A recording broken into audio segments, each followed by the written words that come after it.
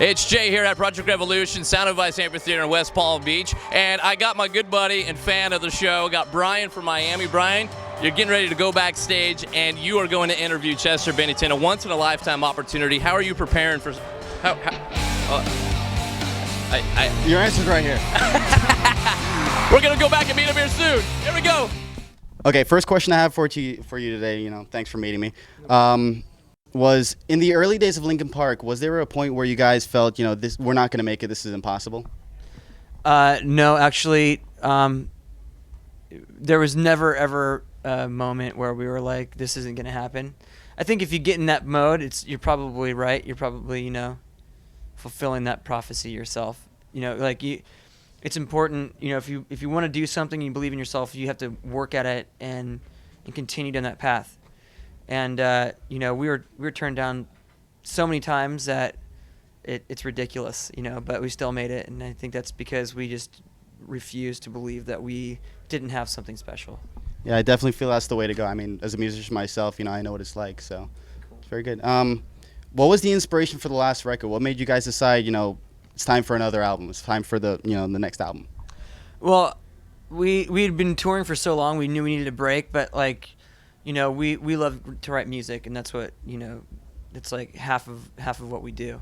So we knew we took about 8 months off, 7-8 months, and we were starting to get the itch to go in and do something, and so we just kind of like we wanted to go in immediately, but we knew that we needed a break. We knew that we needed to kind of like spend time with our friends and family and decompress a little bit, Yeah, music does do that to you. Yeah. I mean, you just get the itch, you just get the itch. Yeah. Next question is, how do you fight off all the groupies? I mean, I know you're married. Do you use tasers, billy clubs, sticks? What is it? I guess it's kind of like fortunate that we don't have a lot of groupies. We have a lot of kids who are like really just into the music, and I'm sure they're out there. But mostly people are really respectful, and beautiful women are all over the world, and groupie or not, I think it's you're only as strong as you want to be. You know what I mean? I guess you guys got lucky in that sense, because I mean, you guys have been around for a long time. And I mean, growing up through the generations, you still keep the younger generation, which is pretty awesome, I think. Yeah. Well, I mean, I think that we connect with a broad, array of people. I think, people who are my age or a little older than me, get what I'm talking about and get what Mike's talking about. But there's still, we still can convey something that's important to, to teenagers too, that they understand that, I hear a lot that, what you guys say in your music is what I've been trying to say, but I just couldn't figure out how to say it.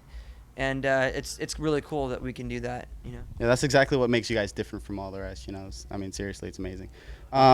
Which has been your favorite Linkin Park album thus far, and why?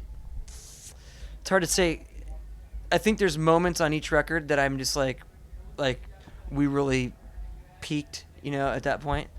But I think for me, it's like always the newest thing you do is like the most important thing to you at the time. But I'm pretty positive that Minutes to Midnight is going to be hard to beat, because like Hybrid Theory was great. I think it took the world kind of by surprise. It was a new, fresh thing that happened. Meteor was kind of like the volume 2 of that, and Minutes to Midnight is like, I think, our deepest, most well-written song collection so far. I think it's more diverse than anything we've ever done before too. So it'll be hard to beat. Okay. Yeah, it is definitely different from all your previous albums, which is unbelievable. You guys always refrain from using any kind of profanity in any of your albums. What made this album different? Well, we didn't. It wasn't like we sat back and said, okay, we can't cuss on the record.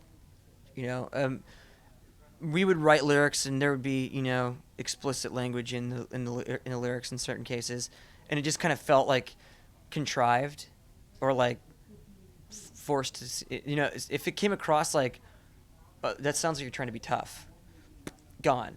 We needed to find a better way to get that point across and make it seem real, not like we were trying to be something that we weren't. and that kind of just worked how the lyrics really worked in the other 2 records. It was like it just kind of like didn't fit. And then with this album, you know, there's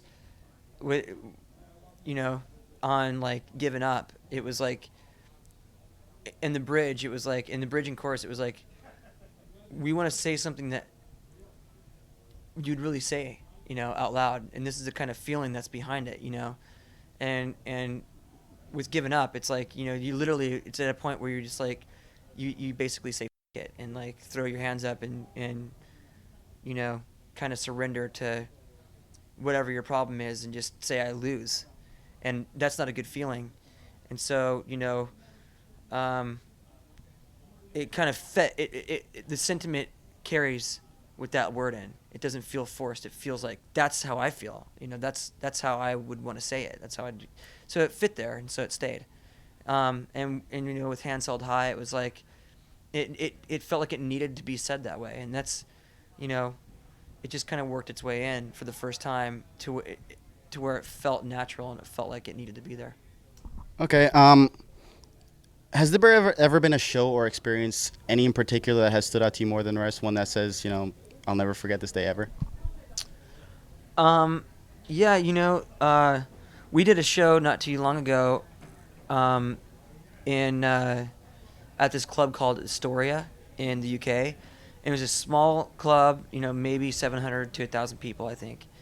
And for like everything clicked. It was, you know, one of those shows where like you walk off stage and you're just like, we killed it, dude. Like, and that it was cool because, you know, there's very few times where the whole band walks off stage and goes, that was the best show we've ever played.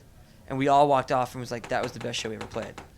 So that'll always stand out. And like certain shows, like, you know, your first radio show, or like, you know, we played Live 8, and we played in front, literally there was 800,000 people on the street.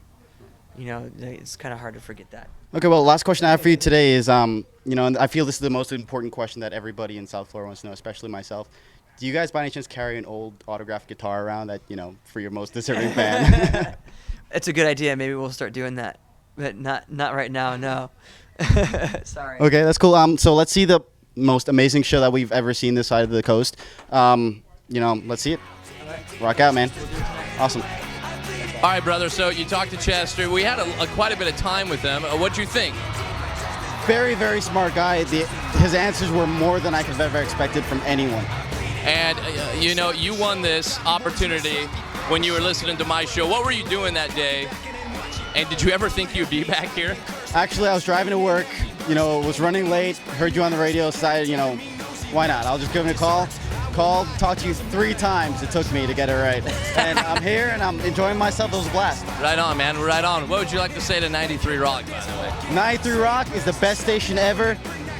Nobody else can beat it. Thank you, 93 Rock. Best day of my life.